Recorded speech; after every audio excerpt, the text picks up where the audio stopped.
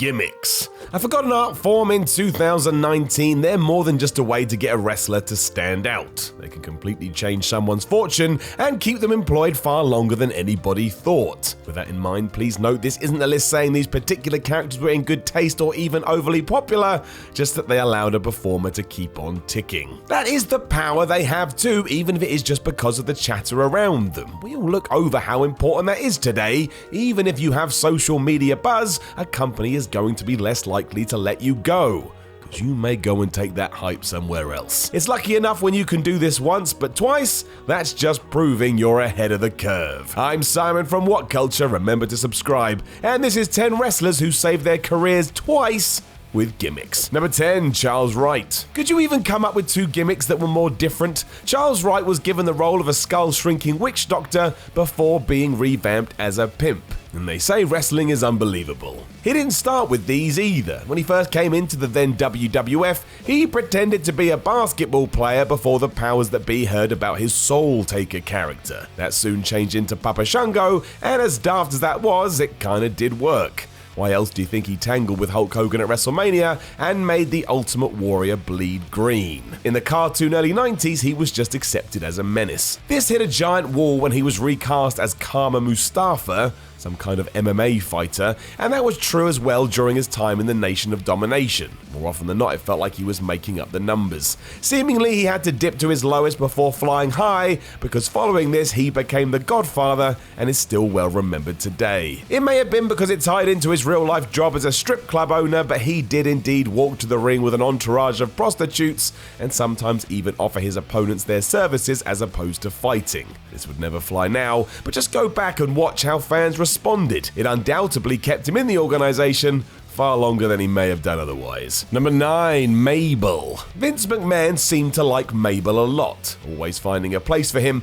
There were no rules as to what he should or shouldn't do. It all tied into the craziness of the mid-90s when WWE booked MABEL to win the King of the Ring in 1995 and then had Stone Cold Steve Austin win it the following year. That is quite the transition. It didn't really work for the man on a mission, and after some time out the spotlight, he returned in 1999 as Viscera, or a part of the Undertaker's ministry. He didn't do much, but he fit the role well, especially because he was an enforcer. Plus he had spooky contact lenses. That's all you need. He got released in 2000, but as already said, McMahon was keen on him, so he brought him back in 2004 as Big Vis, the world's largest love machine. How that worked, I don't know, but it did. He found a spot as a mid-card comedy gimmick, and for a little while, fans lapped it up. It had a shelf life, of course, but without it, he would have likely vanished far sooner than this. Number 8, Ron Simmons. It's amazing Ron Simmons lasted 6 seconds in WWE. When he arrived in 1996, he was given a stupid helmet and told to be a gladiator. For a guy who'd been kicking ass in WCW, I'm surprised he didn't pick up his coat and leave instantly like Grandpa Simpson. Was really bad. When he was cast as the leader of the Nation of Domination, though, it all changed. Not only were the group quite bold at the time, but as the outspoken head of it, Farouk stood out. It was an utter 180 as he went from a goof to having some serious edge. Even now, when you go back to watch it, you get the feeling that something different is going on. Like all stables in wrestling, it had a shelf life, and when The Rock stood into these shoes, Farouk needed something else to do. While nobody would have expected him to team with real-life friend Bradshaw and form the APA, well, he did, and it really worked. Not only that, but he did so in 2 different incarnations. The first was as the Acolytes alongside The Undertaker, but when the time was right, the pair just became ass-kicking beer drinkers, and fans loved it. They even had a fake office where they played poker. It lasted far longer than any other gimmick would, and Simmons still comes back to WWE from time to time just to say, damn. That's when you know you've done something right. Number 7, Bradshaw. Speaking of Bradshaw, he went and did the same thing. Before the APA, he had struggled as Justin Bradshaw, who was just some dude, a member of the new Blackjacks, which is always rubbish, and the aforementioned Acolytes, but when they transitioned into the APA, it helped them both. Finally had something which the audience could engage with. He looked done as well when Simmons retired and WWE tried to turn Bradshaw into a modern-day Stan Hansen, and it failed miserably. He even got put in a main event teaming with Stone Cold to no avail, but then along came JBL. More of a J.R. Ewing meets Million Dollar Man inspired role, he was incredibly easy to hate, and boy howdy the crowd did.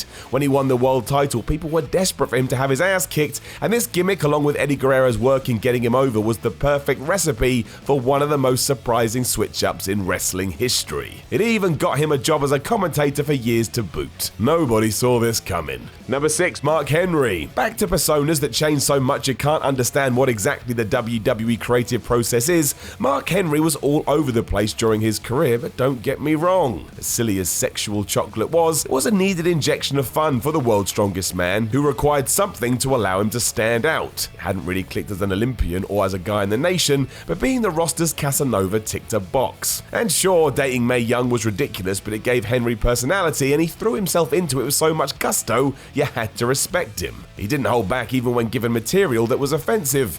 And of course there's everything with that hand, but let's just not talk about it. It got serious in 2011 when Mark finally found his feet. The Hall of Pain gimmick proved that he did have terrifying chops between his wall-like physique, and for a while he was one of the best things in WWE and a worthy winner of the World Heavyweight title. You couldn't have got more polar opposites, but both ensured Henry rang the gauntlet and came out the other side a legend. Without them, this wouldn't have been the case. Number 5, Matt Hardy. Just saying 2 gimmicks seems unfair when Matt Hardy is involved because he has about 67,578. There are a couple that seem to have the most impact though. The first arrived in 2001. Following article after article in magazines that stated Jeff would go on to be the star, Matt took all of that and threw it in the bin by inventing version 1. Following the Hardy Boys breakup during the brand split, Matt flourished on SmackDown complete with a unique entrance and Matt facts, as well as a bonkers character that claimed he was the best. It got over and would have done more so if WWE had gotten properly behind it.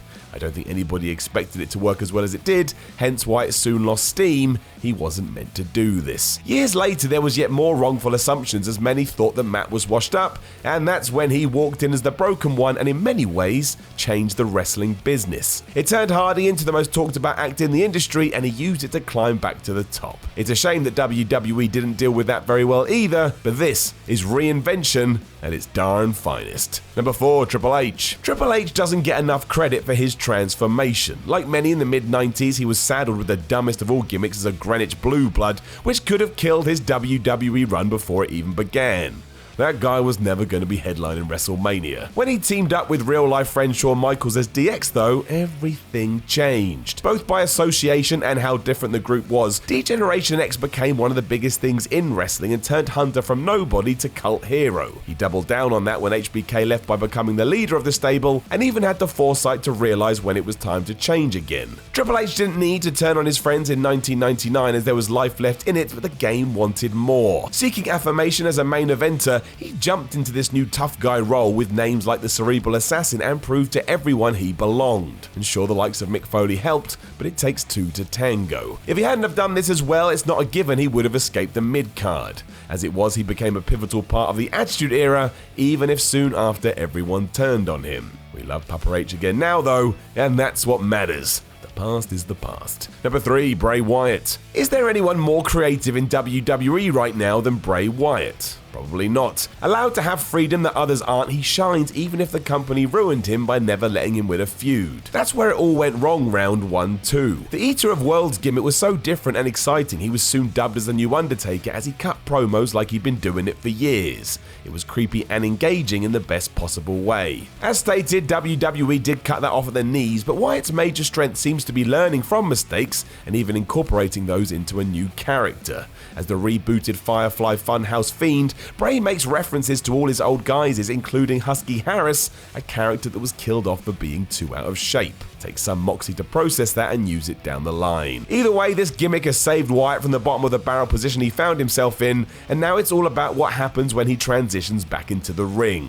If WWE allows him to shine, he will finally be able to take his crown as the King of Wrestling. Don't do that literally though. That will ruin everything again. Number 2, The Undertaker. Let's make something very clear. As good as The Undertaker gimmick was, not every wrestler could have made this work. It took Mark Calloway to turn it into the monster it has become today. He embraced it with every ounce of his being, and now it's probably the best character we've ever seen in history. Tweaks were made to keep it fresh throughout the years, but the biggest came in 2000 when he became Biker Taker, or the American Badass. Now, I have said time and time again this wasn't for me, but I also know there's a whole generation of fans who first met this version of the gimmick and loved it, and I get that too. Who kicked more ass than the Undertaker at the turn of the millennium?